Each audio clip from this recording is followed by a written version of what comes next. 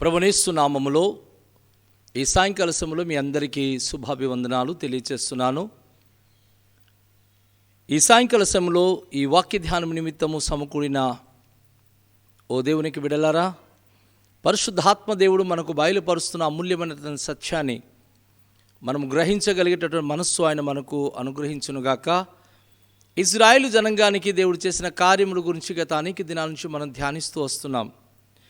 ఈరోజు కూడాను మనము దేవుడు తన ప్రజలు ఆకలితో ఉన్నప్పుడు, కష్టాల్లో ఉన్నప్పుడు, ఏ ఆధారాలు లేనప్పుడు ఏ రీతిగా ఆయన ఆదుకోగలడో, ఏ రీతిగా వారికి పోషించగలడు అనేటటువంటి అద్భుతమైన పరమ సత్యాన్ని మనం ధ్యానించుకోబోతున్నాం.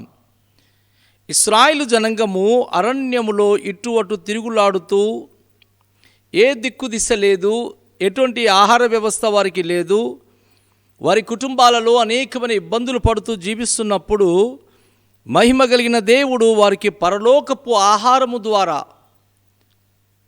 వారికి ఎలా తృప్తిపరిచి నడిపించాడో, ఏ రీతిగా వారి కుటుంబాలను ఆ గొప్ప జనాంగానికి ఆయన పోషించాడో ఈరోజు మనము ధ్యానించుకోబోతున్నాం.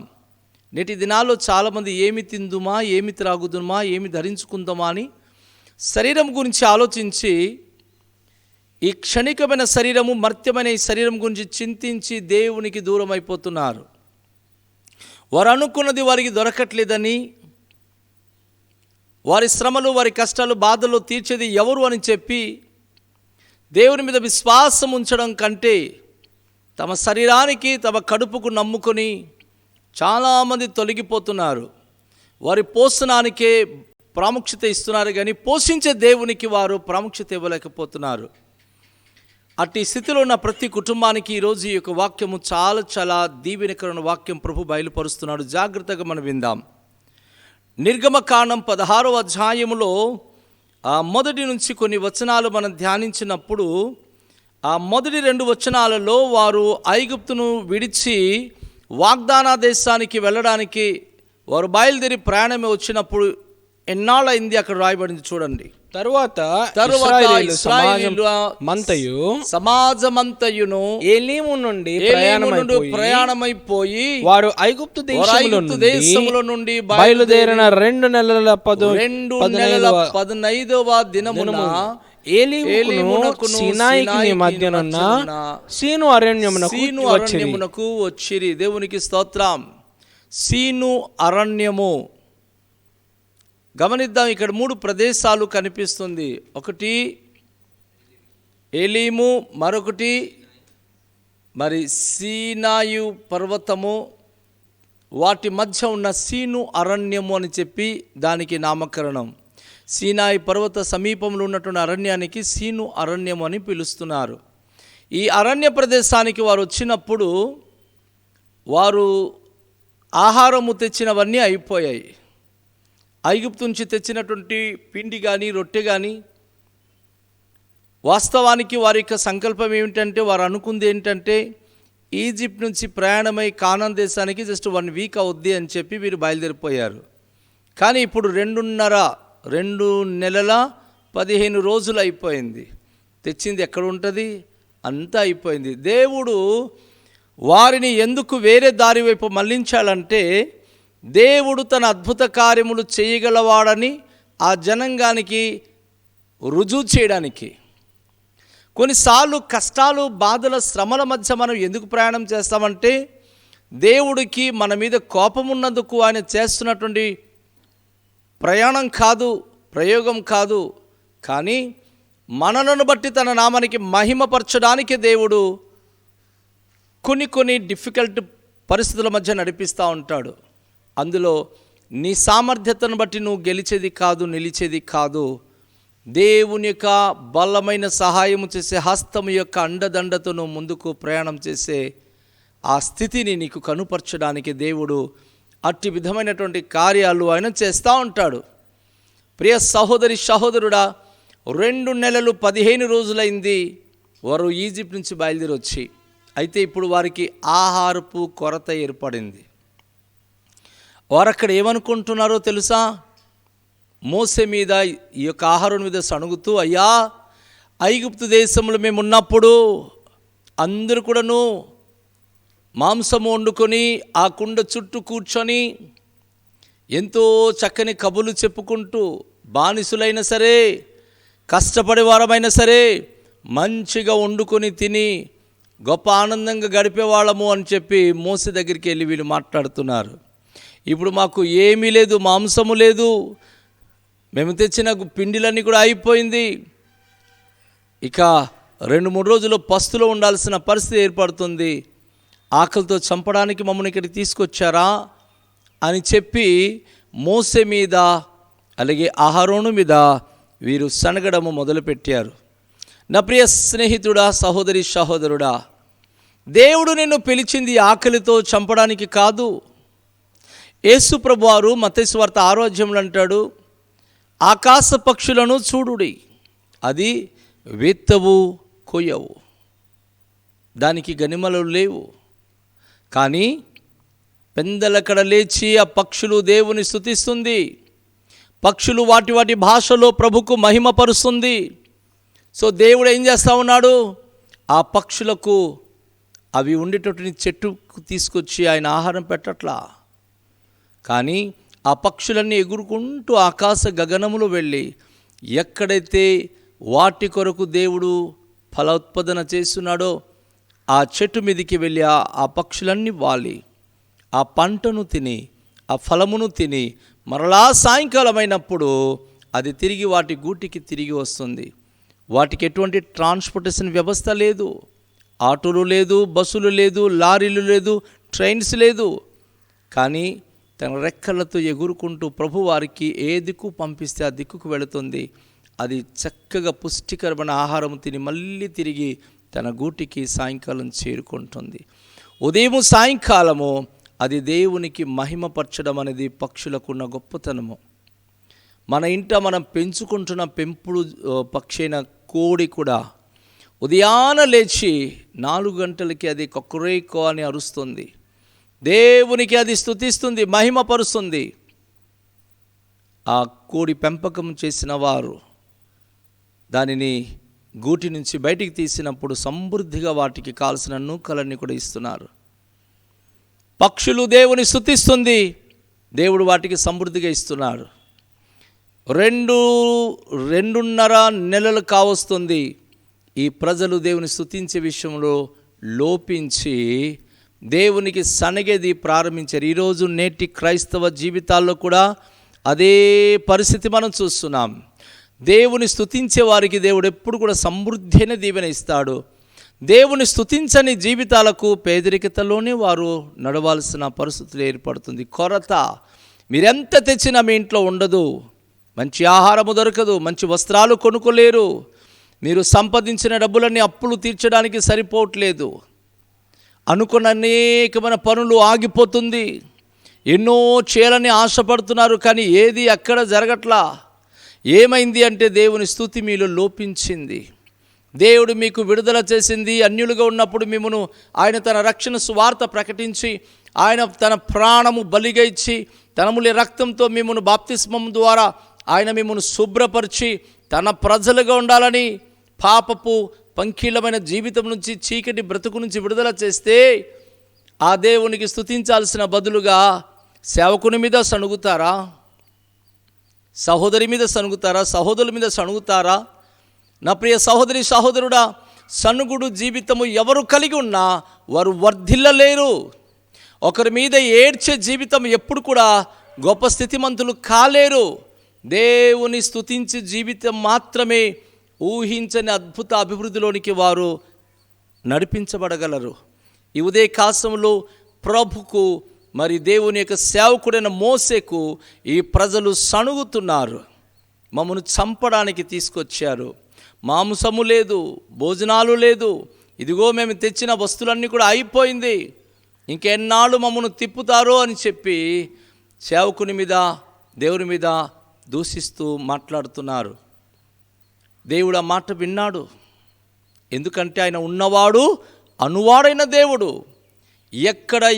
ఎక్కడ మాట్లాడినా నీ ఇంటి తలుపు వేసి రహస్యంగా నువ్వు సేవకుని గురించి మాట్లాడినా, రహస్యంగా దేవుని గురించి మాట్లాడినా దేవుడు చెవియొగ్గి సమస్తమును ఆలకిస్తున్నాడు. చాలామంది దేవుని సన్నిధిలో ఒక విషయాన్ని సణుగుతూ మాట్లాడుతున్నటువంటి విషయం దేవుడు స్వయంగా మలాకి గ్రంథంలో ఆయన ఒక మాటను మనకు వివరంగా చూపిస్తున్నాడు. ఎందుకంటే ప్రజలు ఏం మాట్లాడుతున్నారో దేవుడు చెవియొగ్గి ఆలకించుచున్న దేవుడు అని చెప్పి మలాకి గ్రంథము 3వ అధ్యాయములో ఆ వచనము ద్వారా మనము స్పష్టంగా చూడగలుగుతాం. ఆ వచనము 14-15 వచనాలు మనం చదువుదాం. మలాకి గ్రంథము 3వ అధ్యాయము. దేవుని సేవ చేయుట నిష్ఫలమనియు ఆయన ఆజ్ఞలను గైకొని సైన్యములకు అధిపతియగు యెహోవా సన్నిధిని మనము దుఃఖక్రాంతులుగా తిరుగుట వలన ప్రయోజనమేమనియో గర్విష్ఠులు ధన్యులగుదురనియో యెహోవాను శోధించు దుర్మార్గులు వర్ధిల్లుదురనియో వారు సంరక్షణ పొందుదురనియో మీరు చెప్పుకొనుచున్నారు. 16వ వచనం. అప్పుడు యెహోవా యందు భయభక్తులు గలవారు ఒకరితో ఒకరు మాట్లాడుకొనుచుండగా యెహోవా చెవియొగ్గి ఆలకించెను. దేవునికి బిడ్డ, దేవునిది భయభక్తి కలిగి బాప్తిస్మం తీసుకొని ప్రార్థన చేస్తూ నువ్వు గనుక చాడిలి మాట్లాడుతుంటే ఎవరి గురించి నువ్వు మాట్లాడుతున్నావు, ఏం మాట్లాడుతున్నావు, అవన్నీ ఒకవేళ మీరు ఎవరి గురించి మాట్లాడుతున్నారో వారికి వినబడకపోవచ్చు, కానీ వారిని సృష్టించిన సృష్టికర్తైన దేవునికి వినబడుతుంది. మీరు ఆడిన ప్రతి మాటలు, మీరు రహస్యమందు మాట్లాడిన మాటలు కూడా దేవుడు వింటున్నాడు. ఇశ్రాయేలు జనాంగం రహస్యంగా మాట్లాడుకున్నారు. మోసే విరుద్ధంగా, అహరోను విరుద్ధంగా, దేవుని విరుద్ధంగా మాట్లాడుతూ అనేకమైన మాటల ద్వారా వారు సణుగుతున్నప్పుడు దేవుడు ఆలకించి, మనము నిర్గమకాండము 16వ అధ్యాయం 4వ వచనానికి వెళ్ళి చదివితే అక్కడ దేవుడు వారి గురించి ఈ విషయాన్ని బయలుపరుస్తున్నాడు. నిర్గమకాండము 16వ అధ్యాయములో 4వ వచనానికి మనం వెళ్ళి చూసినప్పుడు యెహోవా మోషేను చూచి, ఇదిగో నేను ఆకాశం నుండి మీ కొరకు ఆహారమును పంపించెదను, వారు నా ధర్మశాస్త్రమును అనుసరించి నడుతురు లేదో అని నేను వారిని పరీక్షించున్నట్లు ఈ ప్రజలు వెళ్ళి ఏనాటి బత్తెము ఆనాటే కూర్చుకొనవలెను. ప్రియ సంఘమా, జాగ్రత్తగా గమనించండి. దేవుడు మీకు ఇస్తాడు, ఎందుకంటే ఆయన ఇచ్చు దేవుడు కనుక. దేవుడు పోషిస్తాడు, ఎందుకంటే ఆయన పోషించే దేవుడు కనుక. దేవుడు రక్షిస్తాడు, ఎందుకంటే ఆయన సంరక్షకుడు గనుక. అయితే మోసెతో దేవుడు చెప్తున్నాడు, వారు సనుగుతున్నారు, ఆహారం లేదని సనుగుతున్నారు. నేను ఆకాశమని నా మంచి ధననిధి నుంచి వారికి నేను ఆహారమును ఇవ్వబోతున్నాను. అయితే నా ధర్మశాస్త్రానికి వారు లోబడి ఉంటారా లేదా, నా వాక్యానికి వారు విధేయులుగా ఉంటారా లేదా అని వారికి ఒక విధి మాత్రమే నేను నిర్ణయిస్తున్నాను. ఒక రూల్ వారికి నేను పాస్ చేస్తున్నాను, ఒక కట్టడము వారికి పెడుతున్నాను. ఆ కట్టడం ఏమిటో అంటే ఆ కింద వచనాలు చాలా వివరంగా రాయబడింది. నేను అది మీకు ఎక్స్ప్లెనేషన్ చేస్తున్నాను. ఆ యొక్క విధం ఏమిటి అంటే, ఆ పద్ధతి ఏమిటంటే, 6 రోజులు మీరు కష్టపడండి. 6 రోజులు మీరు మీ యొక్క ఆ పొలిమేరలో ఉన్న పచ్చని గడ్డిపైన కురిసే మంచులోనే ఆకాశం నుంచి ఆహారం నేను కురిపిస్తున్నాను. దేవుడికి స్తోత్రం కలుగును గాక. ఊహించండి, అక్కడ పొలాలు పండించడానికి వారు అన్ని రోజులు ఉండేది కాదు. ఒక పొలిమేరకి వెళ్తే ఒక వారం రోజులే ఉంటున్నారు. అక్కడి నుంచి మళ్ళీ నడక ప్రారంభం చేస్తున్నారు. ఒక 4 రోజులు ఉంటున్నారు, మళ్ళీ నడక ప్రారంభం చేస్తున్నారు. కాబట్టి అలా నడుస్తూ వారు పాలస్తీనా దేశానికి రావడానికి ఎక్కడ వారు వ్యవసాయ భూమి చేయడానికి లేదు. ఎందుకంటే దేవుడు వారికి వాగ్దానం చేశాడు, మీరు నాటని తోటలు నేను మీకు ఇవ్వబోతున్నాను, మీరు పండించని పొలాలు మీకు పంట పొలంగా ఇవ్వబోతున్నాను, మీరు కట్టని గృహాలు మీకు ఉచితంగా గృహాలు ఇవ్వబోతున్నాను అంటున్నాడు ఆయన. అన్నీ కూడా ఉచితంగా వారికి ఇవ్వడానికి ప్రామిస్ చేశాడు, దేవుడు వాగ్దానం చేశాడు. కనుక వీళ్ళు ప్రయాణం చేస్తున్న ప్రదేశాల్లో ఎక్కడ బాగున్నా అక్కడ ఉండిపోవడానికి వీల్లేదు. దేవుడి స్థానన్న నేల మీద అడుగు పెట్టే వరకు వీళ్ళు ప్రయాణం చేయాల్సిందే. ఇప్పుడు వీరికి ఆహారము కొరత ఏర్పడినప్పుడు దేవుడు అంటున్నాడు, నేను మీకు ఆకాశం నుండి ఆహారము ఇవ్వబోతున్నాను, ఇస్తాను. మీరేం చేయాలి? నా ధర్మశాస్త్ర ప్రకారంగా నా ఆజ్ఞకు మీరు లోబడతారా లేదా అని చిన్న పరీక్ష. ఏంట పరీక్ష అంటే 6 రోజులు మీరు కష్టపడి జీవించండి. అది ఆరంభం నుంచి దేవుడు మనకిచ్చినటువంటి విధి, ఆయన ఆజ్ఞ. 6 రోజుల్లో సృష్టి యావత్తు నేను చేశాను, 7వ రోజున నేను విశ్రాంతి తీసుకున్నాను కనుక ప్రతి ఒక్క దేవుని బిడ్డలు 7వ రోజున దేవుని దగ్గరికి వచ్చి ఆరాధించాలి. సకల మానవ కోటికి దేవుడిచ్చిన విధి ఇది. 6 రోజులు మీరు కష్టపడండి, 7వ రోజున మాత్రం కష్టానికి వెళ్ళకండి, పని చేయమకండి. వీరికి ఏమని దేవుడు పద్ధతి పెట్టాడంటే 6 రోజులు మీ పొలిమేరల్లో కురుస్తున్నటువంటి మంచు కరిగినప్పుడు, మీరు ఆ మంచు పడినప్పుడు అవన్నీ ఎత్తుకుని తీసుకురండి. అది కరిగినప్పుడు ఒక కొత్తిమీర గింజలు లాంటి గింజలు ఏర్పడతాయి. దానిని మీరు తిరుగలిలో విసిరి పిండి ఆడించి మీకు నచ్చిన ఆహారము మీరు సిద్ధపరచుకోవచ్చు. దేవుడు వారికి ఆకాశపు మన్నా అనే మాటకు అర్థం ఏంటంటే ఇది ఏమిటి? మానవునికి తెలియనిది అది. మన్నా అనేది అది మరుగైనటువంటి ఆకాశములో ఉన్న దేవుని దూతలు తినే ఆహారము, పరలోకపు ఆహారం. అది భూప్రపంచంలో తను ప్రేమించే తన ప్రజలకు వారి ఆకలి దప్పుల్లో వారు తీర్చడానికి సమృద్ధిగా ఆకాశం నుంచి కురిపించినటువంటి ఆ శ్రేష్టమైన ఆహారపు పదార్థమే మన్నా. ప్రభు వారికి ఆజ్ఞాపించాడు, 6 రోజులు మీరు రోజుకి ఒక్కొక్క వ్యక్తికి ఒక్కొక్క ఓమేరు చొప్పున మీరు సమకూర్చండి. ఓమేరు అనగా దాదాపుగా 2 లీటర్లు కావచ్చు. సో ఒక మనిషి తను ఆ రోజంతటికి కావలసిన ఆహారం తనే సమకూర్చుకోవాలి.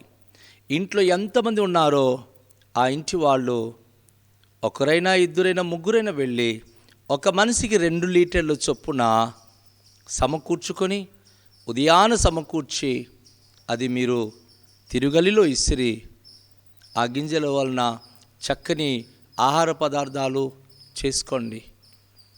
గమనిద్దాం, దేవుడు ఎంత న్యాయాధిపతి అయిన దేవుడు, మనను సంరక్షకుడు. అంటే మామూలుగా అయితే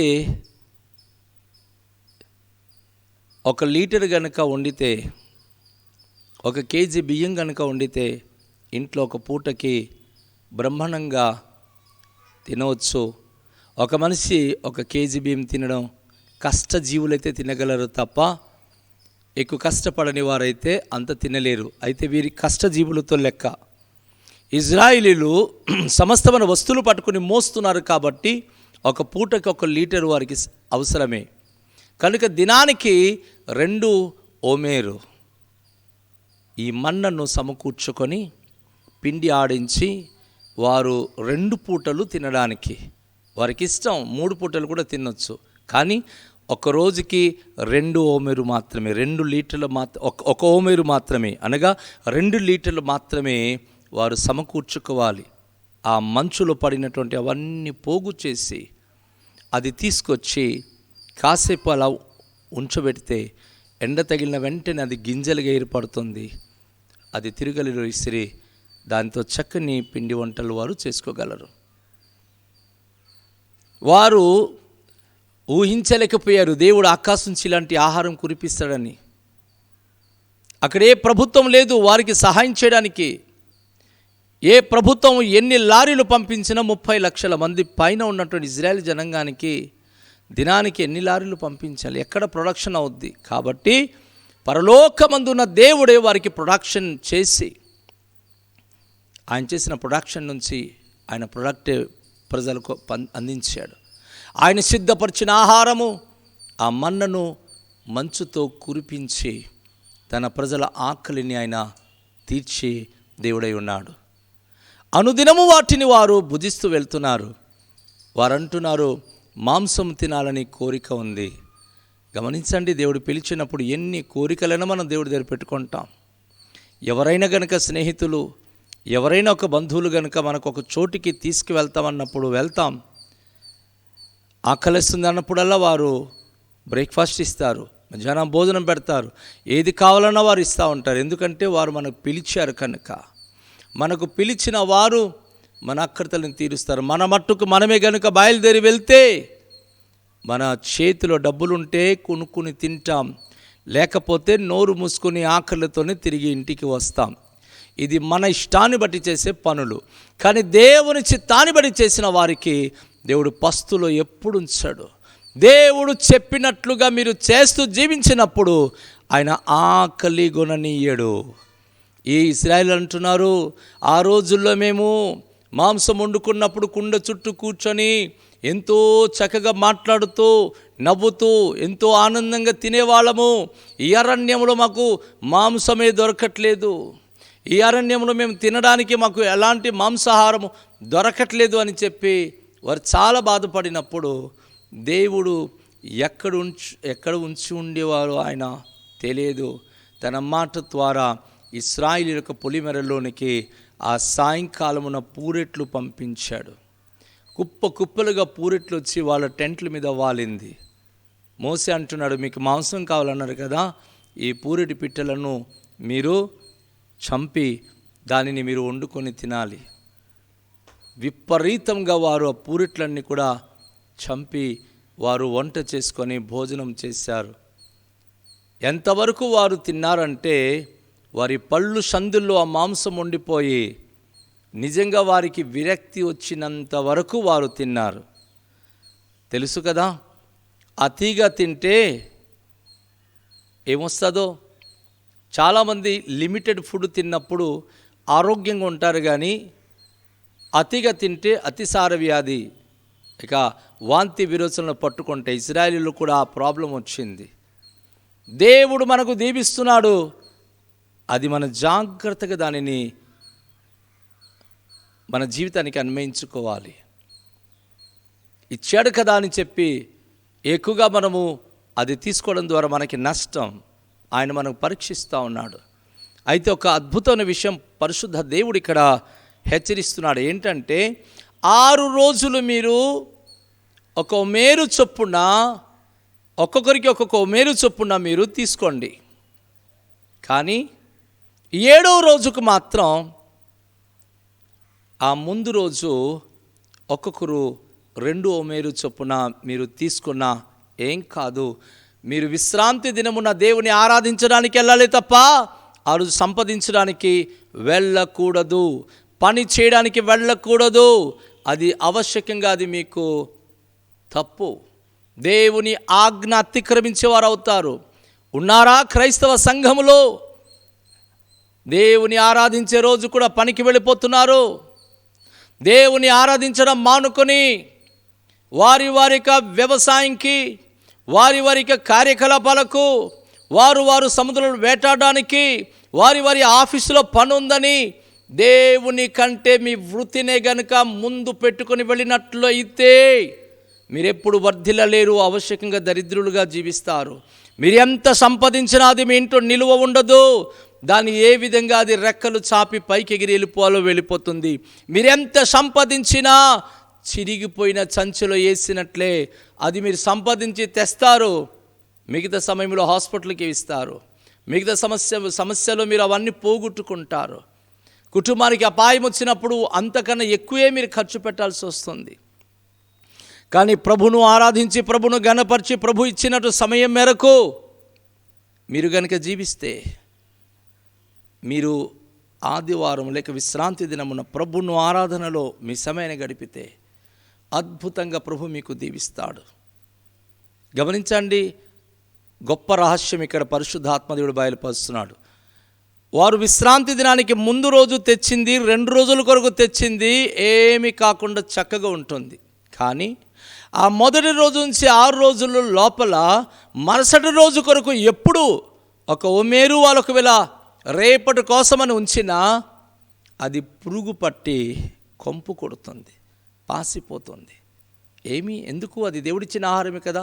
కానీ దేవుడు చెప్పిన మాట నువ్వు వినట్లేదు కనుక దేవుడు దానిని విటమిన్ లోపం చేస్తున్నాడు. ఆహారము చెడిపోతుంది. అది తినడం ద్వారా అస్వస్థతకు గురి అవుతున్నారు. గమనించారా? దేవుడు చాలా న్యాయం కలిగిన దేవుడు, నిక్కచ్చమైన దేవుడు.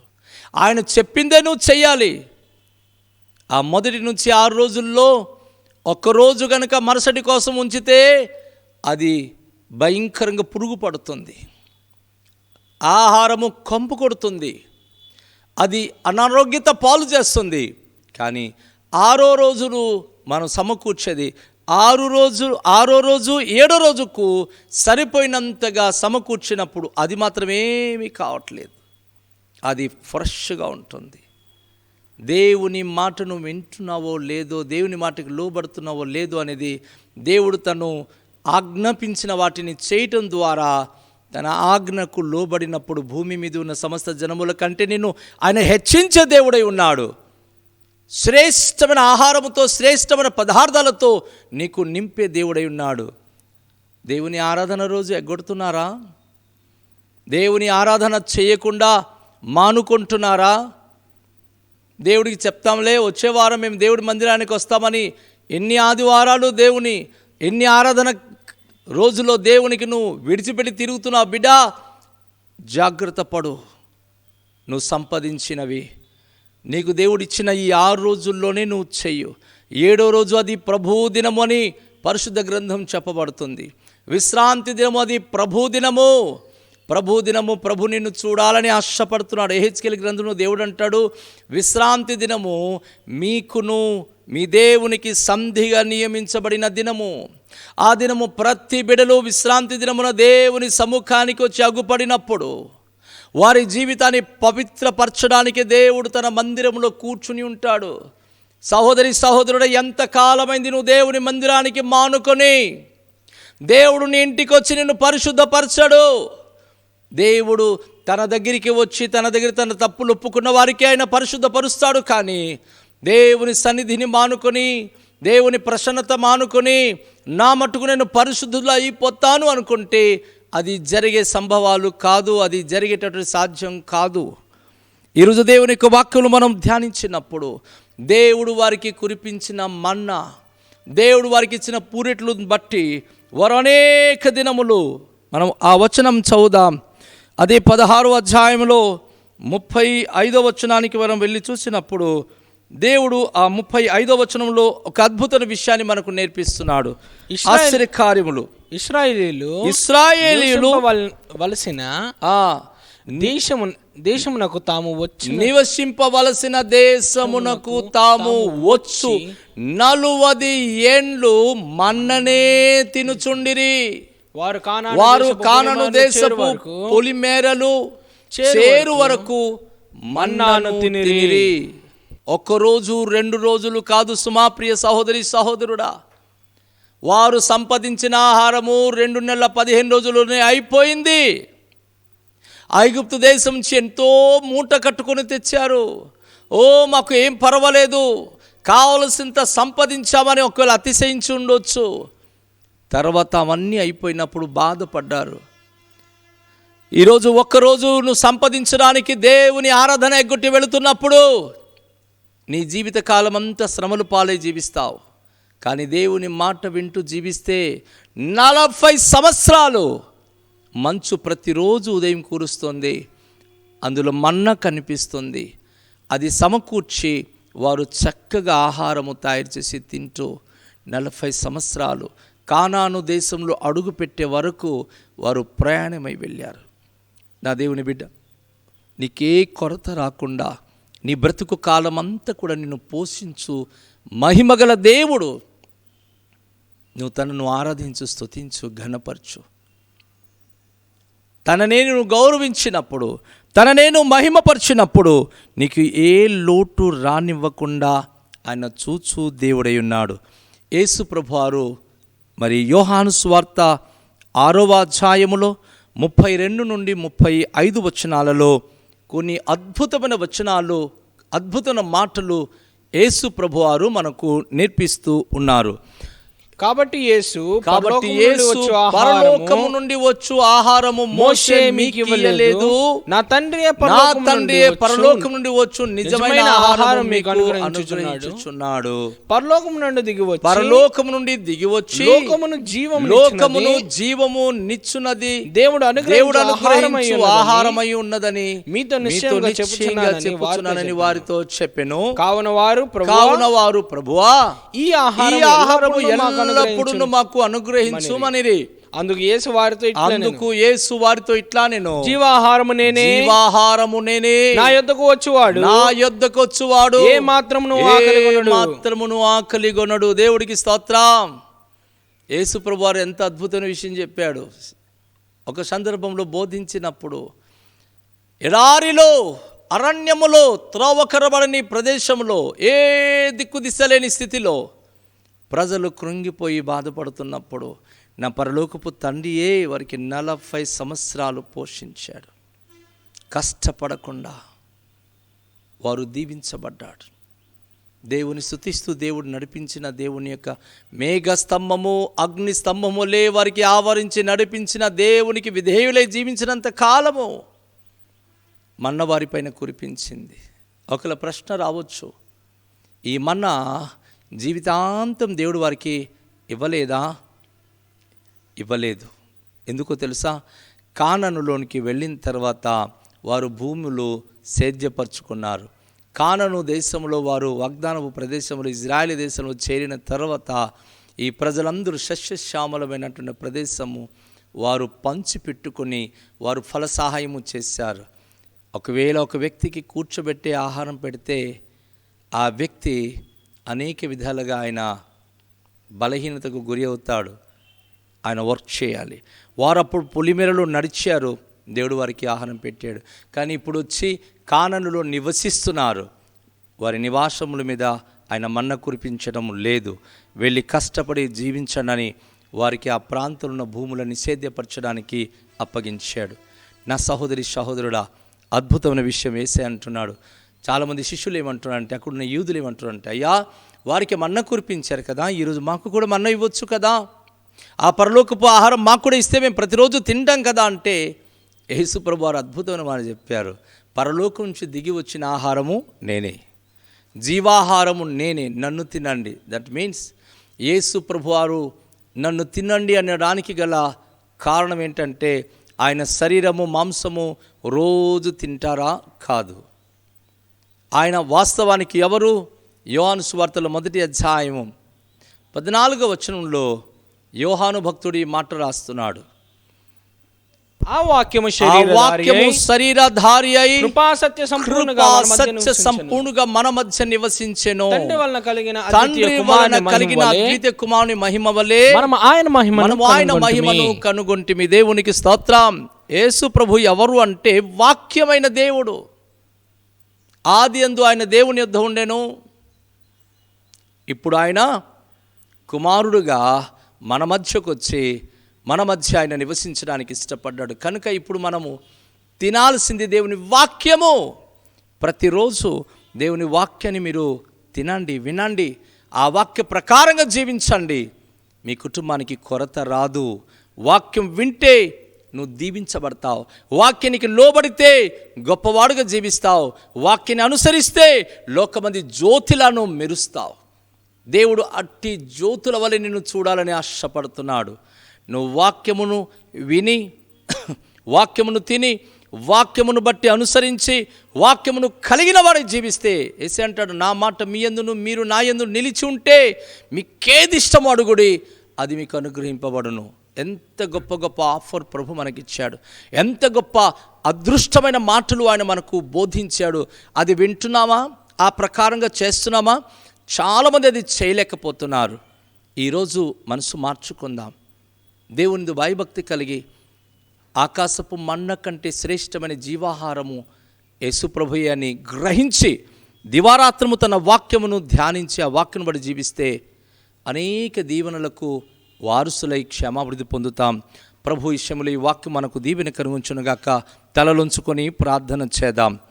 ప్రేమ నమ్మకమైన దయగల పరలోకపు తండ్రి, మీ పరిశుద్ధ నామానికి స్తోత్రాలు. ఈ సాయంకాల సమయంలో మీరు మాతో మాట్లాడిన ఈ మాటల కొరకు స్తోత్రాలు. చాలాసార్లు ఇబ్బందులు పడి, కొరతల్లో ఏర్పడి, చాలా నలిగిపోతూ, జీవితం పట్ల ఎంతో విరక్తి, ఎంతో ప్రభు అనినా ఓ తండ్రి ప్రభు బలహీనపు సణుగుడు మాటలు మాట్లాడుతున్నటువంటి క్షణాలు ఉన్నాయి. ప్రతి బిడలకు మీరు దర్శించండి. 6 రోజులు మేము మా కష్టపడి సంపాదించాలి, 7వ రోజున మీ సంధికి వచ్చి మేము స్తుతించాలి. దివారాత్రము వాక్యమును వినాలి, తినాలి, ఆ వాక్యం మా గుండెలో ఉంచుకోవాలి. అప్పుడే మేము అడిగినవన్నీ మీరు ఇచ్చి భాగ్యవంతులుగా మమ్మను మీరు తీరుస్తారు. ఈ ఉదయకాలపు ఈ సాయంకాలపు ఈ మాటను ప్రతి బిడ్డల జీవితానికి దీవెనకరంగా, ఆశీర్వాదకరంగా ఉంచండి. ఈ సాయంకాలం ప్రతి కుటుంబానికి దర్శించండి. మీ వాక్యములో నింపబడుదురుగాక, మీ దీవెన నొందుదురుగాక. వారి కొరతలన్నీ కూడా దూరమై సర్వ సమృద్ధిన ఆశీర్వాదాలతో వర్ధిల్లే భాగ్యం బిడ్డలకు దాయిచేయమని ఈ సందేశం ప్రతి ఒక్కరికి దీవెనకరంగా ఉంచినందుకే కృతజ్ఞతలు చెల్లిస్తూ యేసు నామములో ప్రార్థిస్తున్నాం తండ్రి, ఆమేన్. తండ్రి, కుమార, పరిశుద్ధాత్మ త్రియేక దేవుని ప్రేమ, కృప, అన్యోన్య సహవాసములు సదాకాలము మనకు తోడే ఉండునుగాక. ఆమేన్. అందరికీ షాలోం.